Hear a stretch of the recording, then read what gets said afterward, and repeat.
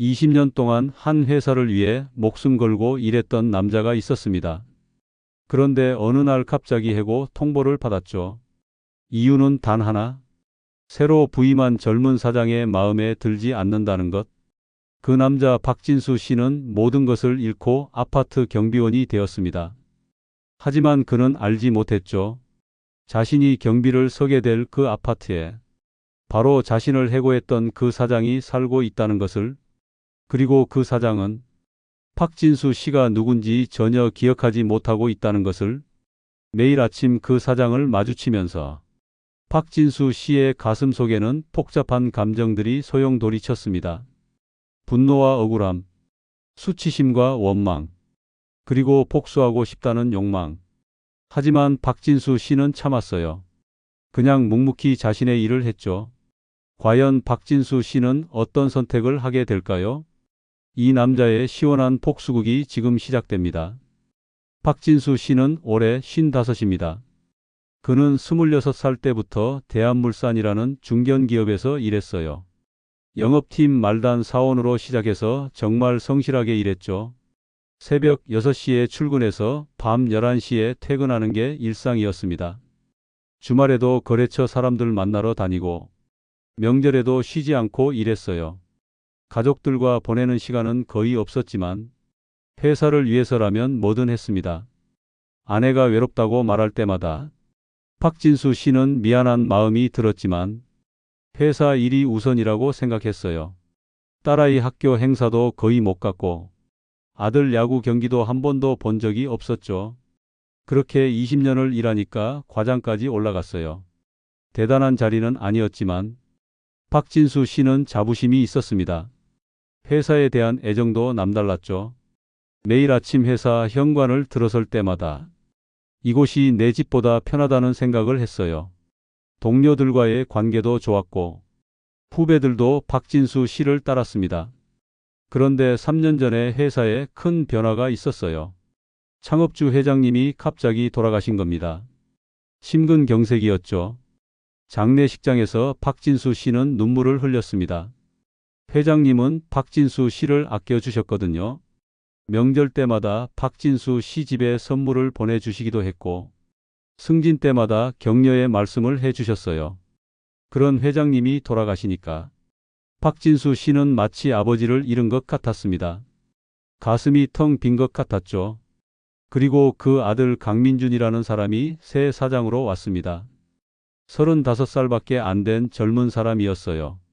외국 유학 다녀와서 MBA 학위도 있고 뭔가 엄청 똑똑해 보이는 사람이었습니다.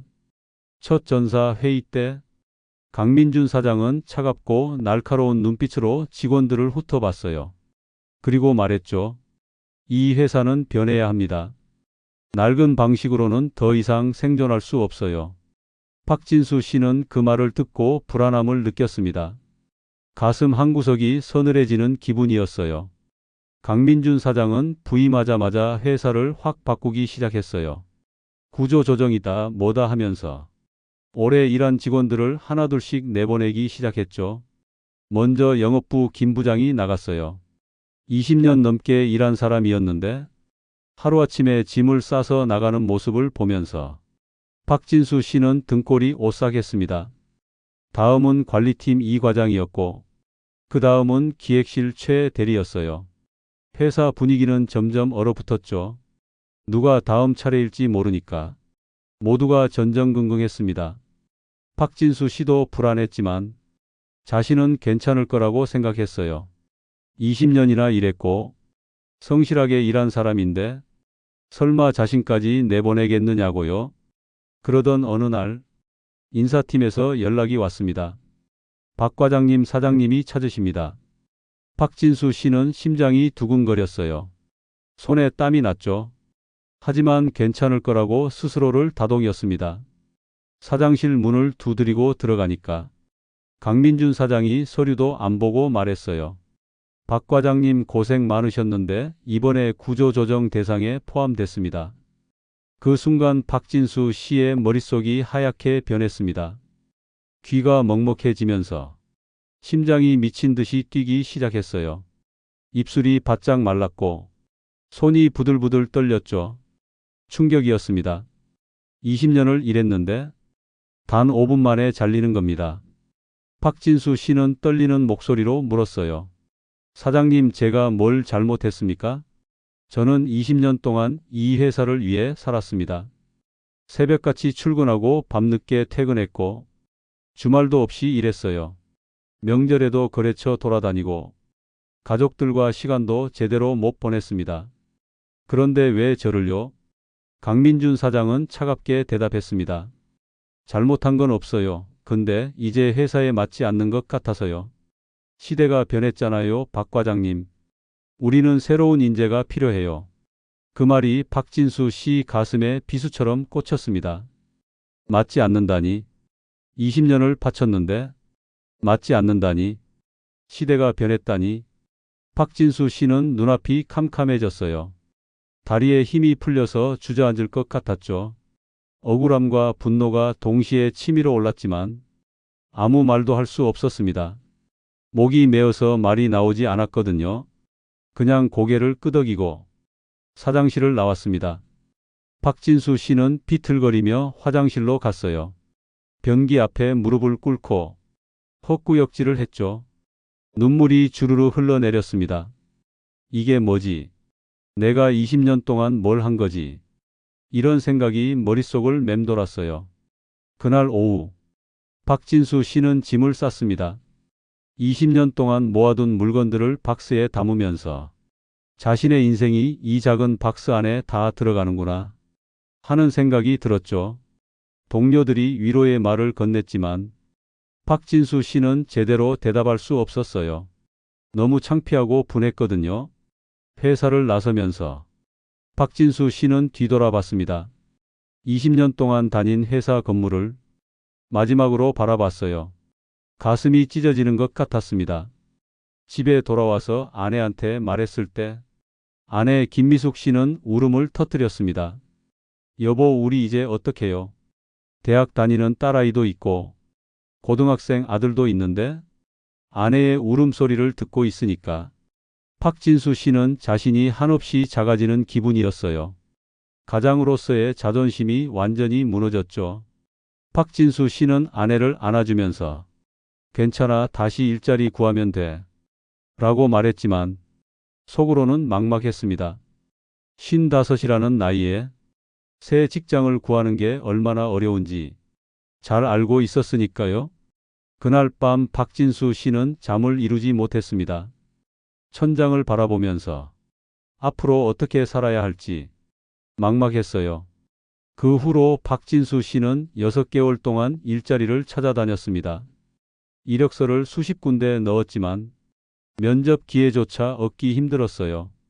나이가 많다는 이유로, 경력이 맞지 않는다는 이유로 번번이 탈락했죠.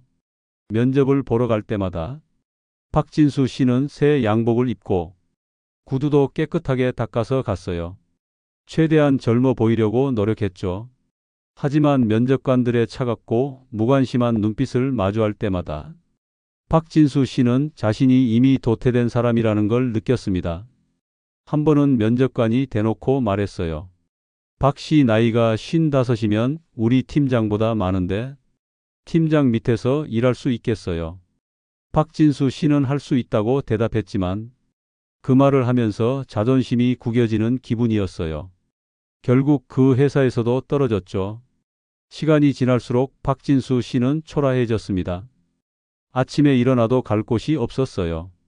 그냥 집에 있으면 아내 눈치가 보이고 나가면 갈 데가 없었죠. 그래서 도서관에 가서 시간을 보내거나 공원 벤치에 앉아 멍하니 있곤 했습니다. 공원 벤치에 앉아 있으면 주변에서 애들이 뛰어노는 소리가 들렸어요. 엄마들이 수다 떠는 소리도 들렸고요. 모두가 행복해 보였죠.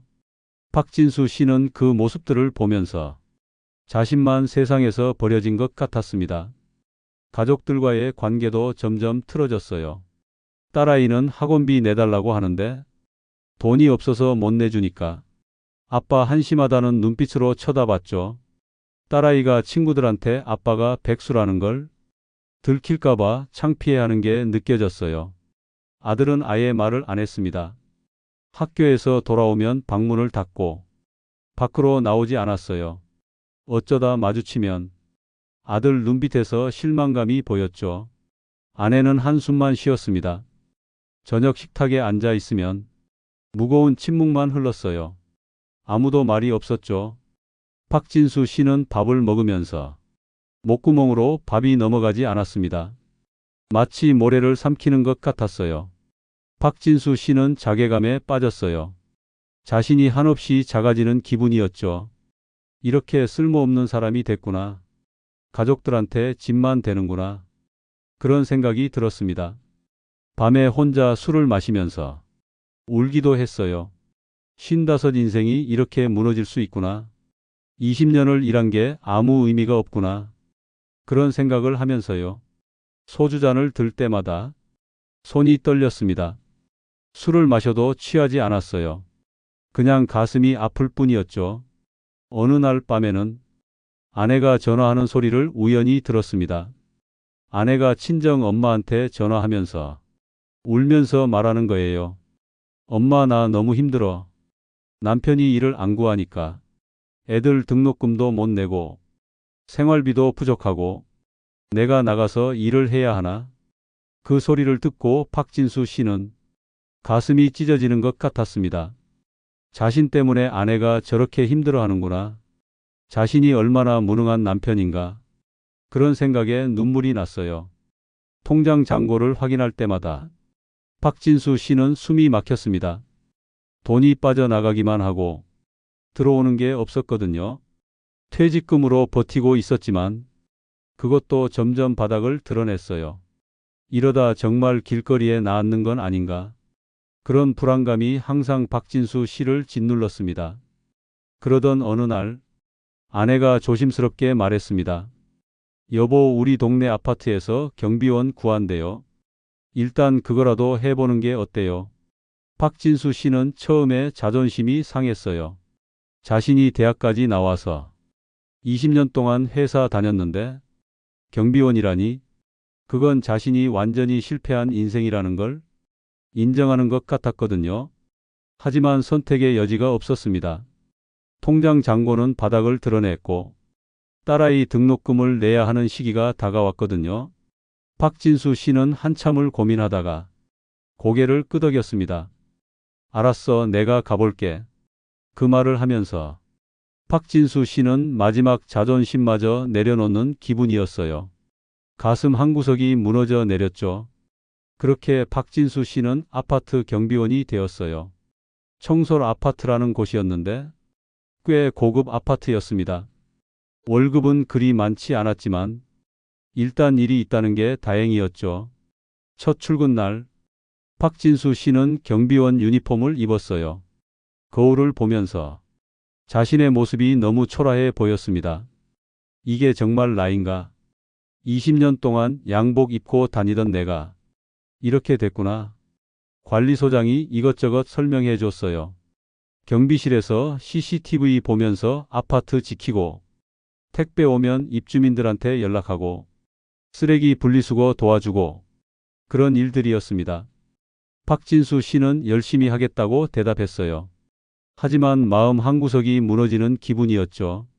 이게 내 인생이구나. 이렇게 되는 거구나. 경비실에 혼자 앉아 있으니까 외로움이 밀려왔어요. CCTV 화면만 멍하니 쳐다보고 있으면 자신이 세상에서 가장 불쌍한 사람 같았습니다.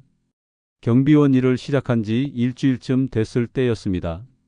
박진수 씨는 경비실에서 CCTV를 보고 있었어요. 지루한 오후였죠. 그런데 지하 주차장 화면에 낯익은 차 한 대가 들어오는 게 보였습니다. 고급 수입차였어요. 검은색 벤츠였죠. 차에서 내리는 남자를 보는 순간 박진수 씨는 숨이 멎는 것 같았어요. 심장이 쿵 하고 내려앉았습니다. 강민준이었습니다. 자신을 해고했던 바로 그 사장. 그 사람이 이 아파트에 사는 겁니다. 박진수 씨는 손이 떨렸어요. 심장이 미친 듯이 뛰었죠. 귀에서 윙윙거리는 소리가 났습니다. 온몸에 식은땀이 흘렀어요. 왜 하필 여기에? 왜 하필 이 아파트에? 세상에 이런 우연이 있을 수 있나? 박진수 씨는 CCTV 화면 속 강민준을 멍하니 쳐다봤습니다.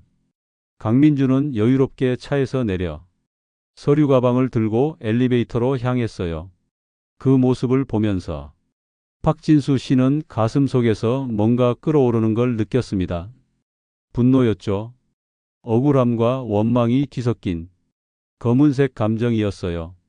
다음 날 아침, 박진수 씨는 경비실 앞에서 청소를 하고 있었습니다. 그때 강민준이 출근하려고 지하 주차장으로 내려왔어요. 박진수 씨는 온몸이 굳었습니다. 심장이 두근거려서 가슴이 터질 것 같았어요. 호흡이 가빠졌죠. 박진수 씨는 긴장한 채로 고개를 숙이며 인사했습니다. 출근하십니까? 목소리가 떨렸어요. 강민준은 박진수 씨를 힐끗 보더니 그냥 고개만 까딱하고 지나갔어요. 알아보는 기색이 전혀 없었습니다. 그냥 무관심한 표정이었죠. 마치 박진수 씨가 투명 인간인 것처럼요. 박진수 씨는 그 모습을 보면서 가슴이 무너졌어요. 자신을 해고한 사람이 자신을 기억조차 못하는 겁니다.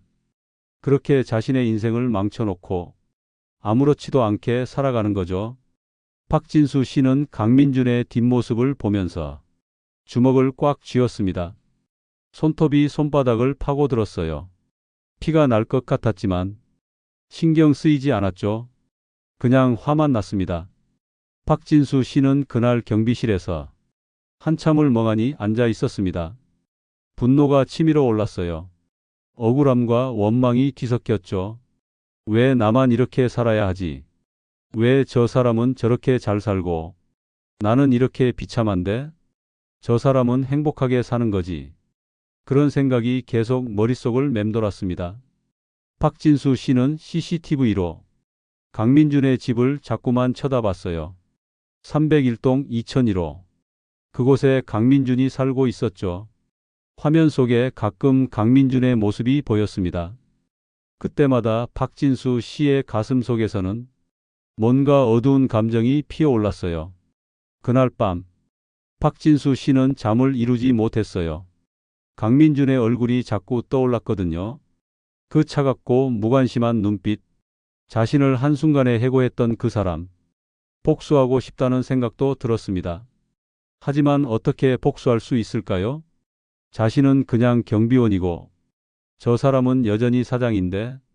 박진수 씨는 베개를 끌어안고 이를 악물었습니다. 눈에서는 눈물이 흘러나왔어요. 분함과 억울함에 울음이 터져 나왔죠.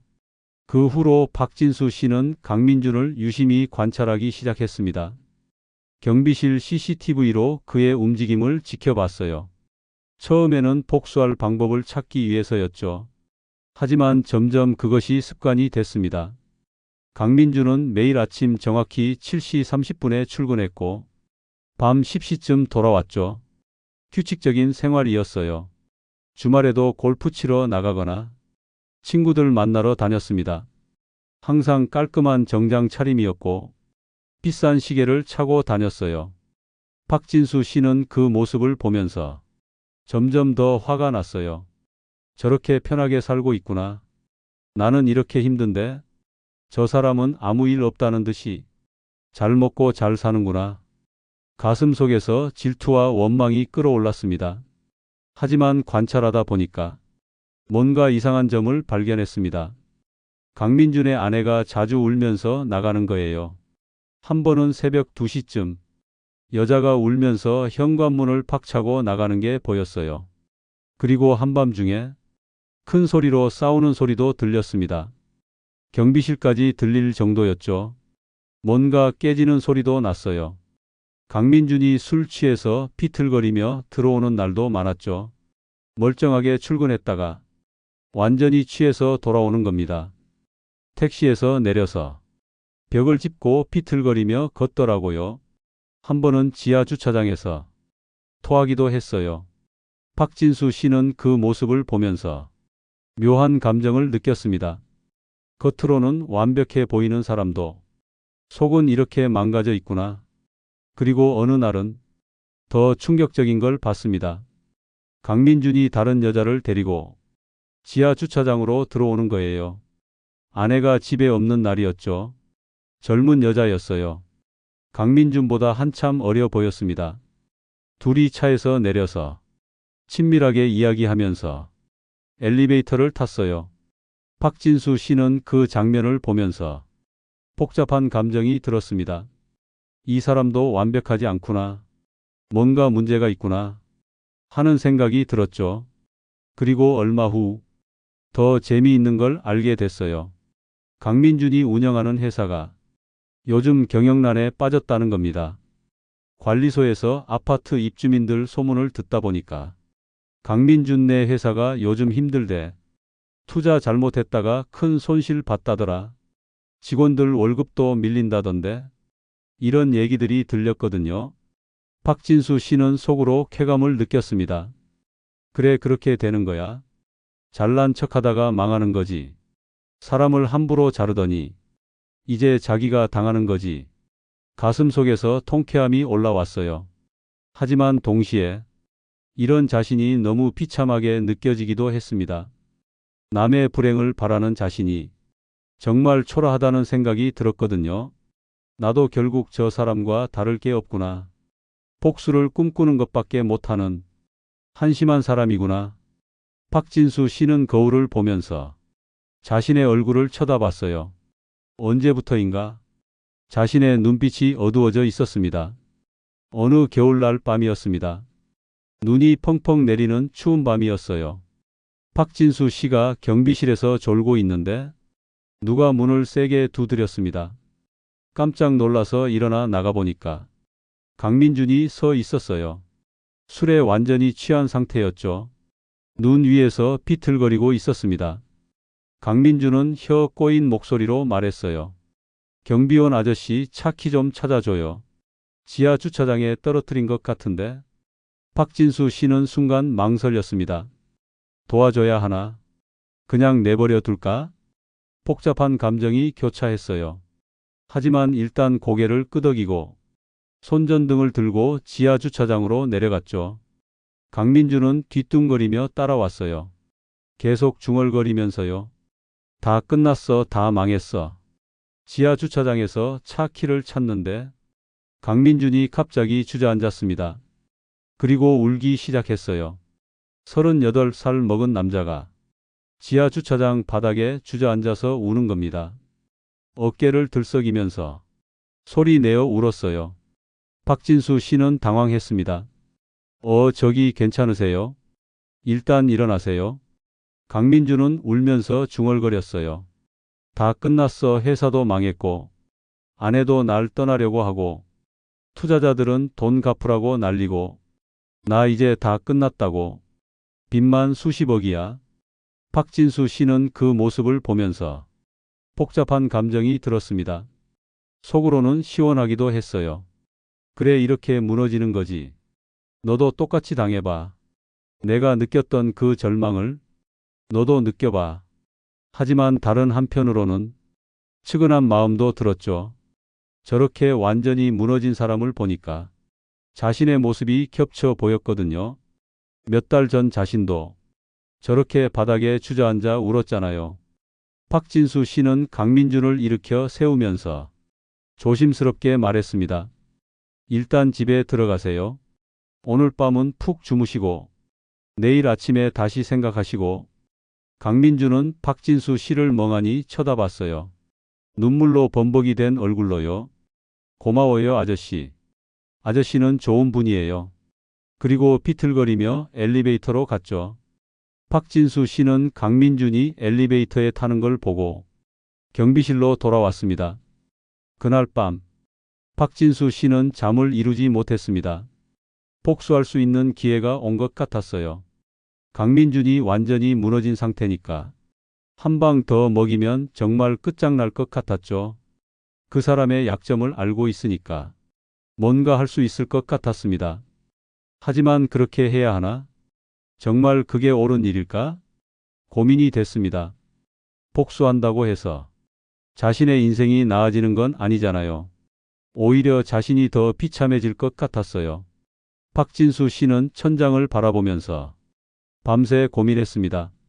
다음 날 아침, 박진수 씨가 경비실에 있는데 강민준이 내려왔어요. 많이 피곤해 보였지만 어젯밤보다는 정신이 든 상태였죠. 강민준은 박진수 씨에게 다가와서 조심스럽게 말했습니다. 어제 실례했어요, 아저씨. 술 먹고 민폐 끼쳤네요. 정말 죄송합니다. 박진수 씨는 괜찮다고 대답했어요. 그런데 강민준이 갑자기 물었습니다.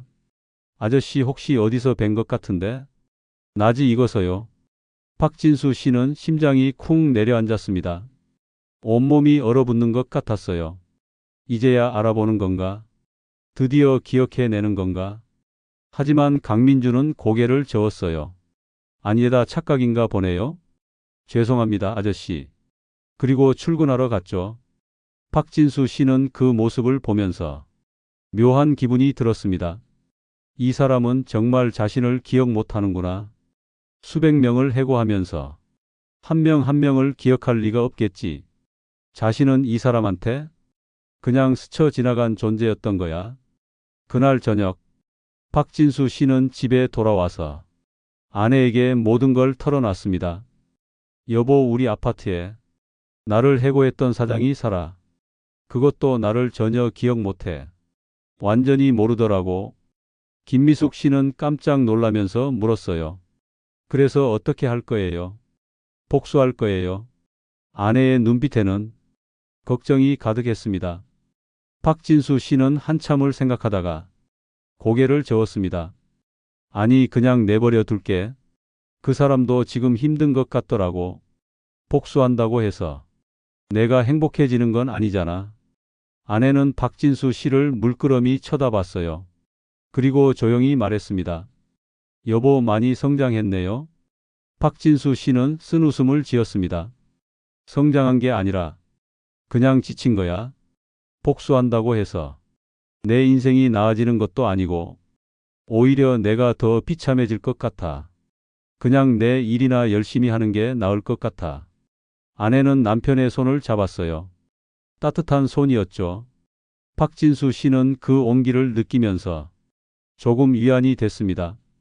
그 후로 몇 달이 흘렀습니다. 박진수 씨는 그냥 묵묵히 경비원 일을 했어요. 강민준을 만나도 그냥 인사만 하고 특별히 뭘 하지 않았죠. 자신의 일에 집중했습니다. 아파트 청소도 깨끗하게 하고 입주민들한테 친절하게 대했어요. CCTV도 꼼꼼하게 확인하고 택배도 빠짐없이 전달했죠. 입주민들이 박진수 씨를 좋아하기 시작했습니다. 친절하고 성실하다고 칭찬을 많이 했어요. 박진수 씨는 그 칭찬들을 들으면서 조금씩 자존감을 회복해 갔습니다. 그런데 어느 날 강민준이 박진수 씨에게 다가왔습니다. 아저씨, 제가 부탁이 하나 있는데요. 저희 회사에서 야간 경비원을 구하거든요. 혹시 아는 분 있으면 소개해 주실 수 있어요. 박진수 씨는 깜짝 놀랐습니다. 왜 자신한테 이런 부탁을 하지? 강민준은 쑥스럽게 말했어요. 아저씨가 성실하게 일하시는 거 봐서요. 우리 회사에도 아저씨 같은 분이 필요해요. 정말 믿을 수 있는 사람이요. 박진수 씨는 잠시 생각하다가 말했습니다. 제가 해볼까요? 강민준은 놀란 표정을 지었어요. 아니, 아저씨가요. 근데 여기 일은요? 박진수 씨는 웃으면서 말했죠. 여기 낮에만 나오고 거기는 밤에 가면 되잖아요. 나이 먹었다고 일 못하는 거 아니에요. 아직 건강하고 일할 수 있어요. 강민준은 고마워하면서 그럼 한번 와보세요. 면접 보시고 라고 말했습니다. 박진수 씨는 대한물산 본사에 갔어요. 3년 만에 가보는 자신의 옛 직장이었죠. 건물 앞에 서니까 가슴이 두근거렸습니다. 복잡한 감정이 밀려왔어요. 여기서 20년을 일했구나. 여기서 잘렸구나. 그런 생각들이요. 면접을 보는데 인사팀 직원이 이력서를 보더니 깜짝 놀랐습니다. 박 과장님 아니세요? 예전에 여기서 일하셨잖아요. 박진수 씨는 담담하게 대답했어요.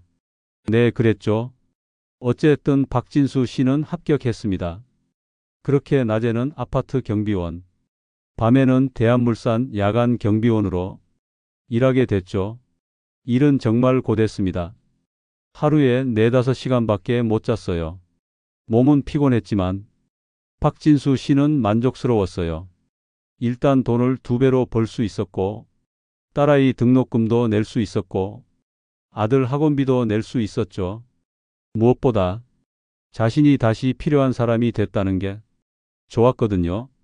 가족들의 표정도 밝아졌습니다.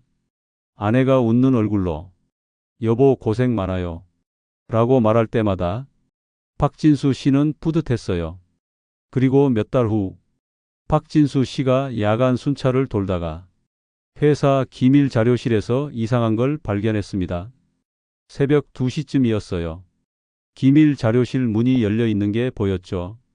이상하다 싶어서 가까이 가니까 누가 서류를 뒤지고 있었어요. 박진수 씨는 재빨리 숨어서 그 사람을 지켜봤습니다. 서류를 가방에 넣는 게 보였어요. 산업 스파이였죠.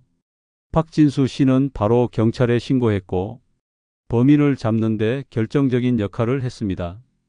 다음 날 아침 강민준이 박진수 씨를 불렀어요. 사장실에 들어가니까 강민준이 일어나서 깊게 인사를 했습니다. 아저씨 정말 감사합니다. 아저씨 덕분에 회사가 큰 손해를 막았어요. 그 자료가 넘어갔으면 회사가 완전히 망했을 거예요. 그리고 강민준은 책상 위에 있던 서류를 집어들었어요. 이력서였죠. 박진수 씨의 이력서였습니다. 알았어요. 아저씨가 예전에 여기서 일하셨다는 거. 3년 전에 제가 아저씨를 해고했더라고요. 강민준의 눈에 눈물이 고였습니다. 정말 죄송합니다, 아저씨. 제가 얼마나 큰 잘못을 했는지 이제야 깨달았어요.